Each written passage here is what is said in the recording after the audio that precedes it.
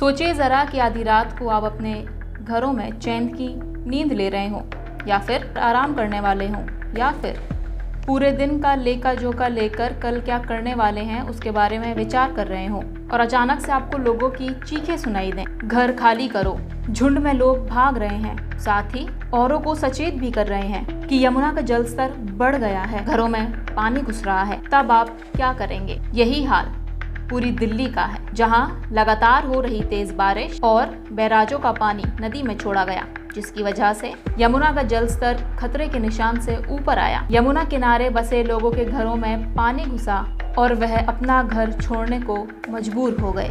लगभग 1.76 लाख क्यूसेक पानी हथनी कुंड बैराज से छोड़ा गया। वजीराबाद बैराज से 69,210 क्यूसेक पानी और ओखला बैराज से 73,619 क्यूसेक पानी छोड़ा गया। इसके बाद से अब यह अंदाजा लगाया जा रहा है कि हरियाणा से छोड़े जा रहे पानी की वजह से जल स्तर 206.90 मीटर तक पहुंच सकता है। वहीं दिल्ली के कई हिस्सों में निम्न से मध्यम बारिश हुई, जैसे नजफगढ़ में 26 मिलीमीटर, रिज में 20.6, सफदरजंग में 16 तथा पालम में 8.9 मिलीमीटर बारिश दर्ज की गई। यह 2 सितंबर के आंकड़े हैं। वहीं बारिश के चलते अधिकतम तापमान 29.4 डिग्री रहा और न्यूनतम 21.7 डिग्री।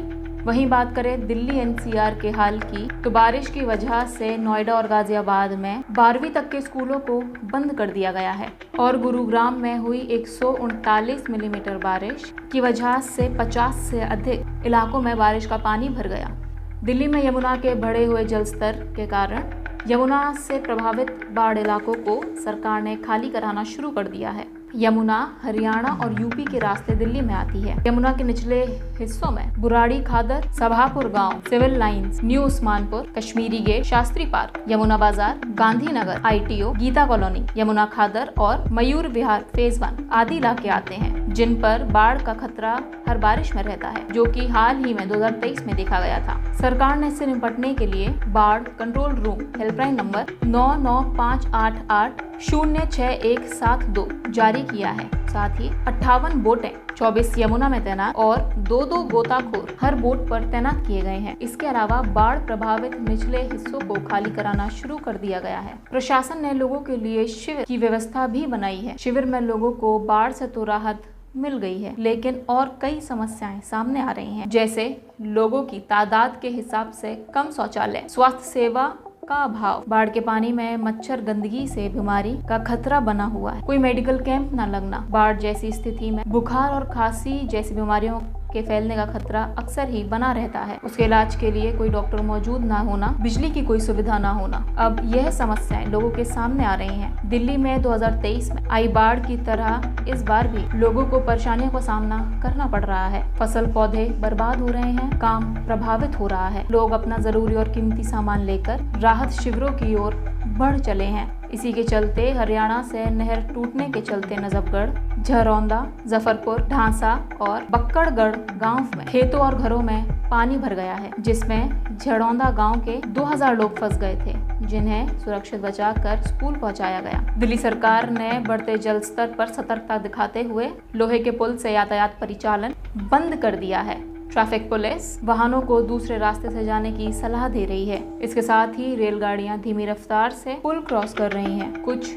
EMU गाड़ियों को भी रद्द कर दिया गया है। नई दिल्ली से जम्मू जाने वाली 10 ट्रेन अगले आदेश तक रद्द कर दी गई हैं और कई ट्रेन घंटों देरी से चल रही हैं। दिल्ली की मुख्यमंत्री रेखा गुप्ता ने कहा, सरकार की नजरें बाढ़ पर टिकी हुई हैं, घबराने की बात नहीं है। मुख्यमंत्री ने अधिकारियों को प्रभावित नागरिकों को स्वच्छ पेयजल, भोजन, चिकित्सीय सुविधा आदि के निर्देश दिए। सीएम ने जानकारी दी कि डीसिल्टिंग के काम से यमुना और नालों को लाभ मिला है। यमुना पर बंधे बांधों के गेट भी खोल दिए गए हैं। शहर की तरफ से आने वाले अधिकतर नालों के बैरिकेड्स बंद कर दिए गए हैं। इसके साथ ही सरकार ने नागरिकों और ढांचागत सुविधाओं की सुरक्षा के लिए एक व्यापक बाढ़ तैयारी योजना लागू कर दी है। कर्मचारियों और मशीनों की तैनाती के साथ निगरानी रखी जा रही है। सिंचाई एवं बाढ़ नियंत्रण विभाग ने सभी जोन के वरिष्ठ अधिकारियों की 24 घंटे उपलब्धि की है। दिल्ली जल बोर्ड ने भी बाढ़ ड्यूटी के लिए अपनी टीमों को तैनात किया। साथ ही जल बोर्ड, सिंचाई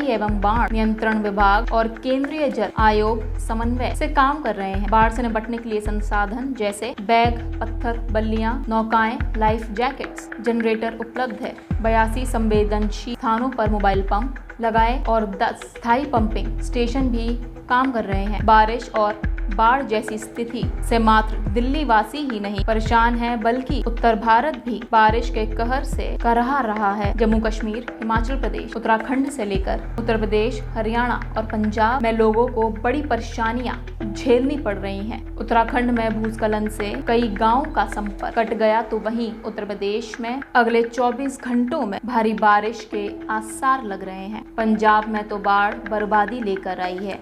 सेना राहत और बचाव कार्यों में जुटी हुई है, तो वहीं जम्मू और कश्मीर में माता वैष्णो देवी की यात्रा 8वें दिन भी स्थगित रही।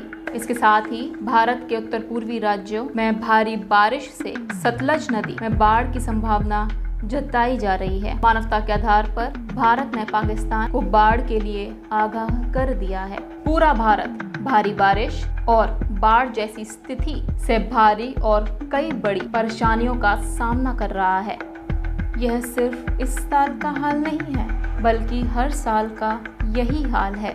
तो कब सरकार और प्रशासन इससे निपटने के लिए कोई असरदार कदम उठाएगी? कब तक लोगों को इसी तरह अपना घर छोड़ राहत शिविरों में रहना पड़ेगा? बच्चों की पढ़ाई के साथ कॉम्प्रोमाइज करना पड़ेगा, अपने कंधों और सिर पर अपना सामान लेकर भटकना पड़ेगा, अपने एवं अपने परिवार के स्वास्थ्य के साथ समझौता करना पड़ेगा, और कब तक अपनी फसलों को यूं ही बर्बाद होते हुए देखना पड़ेगा? इससे निपटने के लिए क्या क्या कदम उठाए जा सकते हैं? आप अपनी राय हमें कमेंट बॉक्स में बताएं। इस सवाल के साथ हम आपसे अलविदा लेते हैं। इस कार्यक्रम में हमारे साथ बने रहने के लिए बहुत बहुत शुक्रिया। मैं भूमि दिवाकर और आप देख रहे हैं हेडलाइन न्यूज़ 13 सही दिशा में।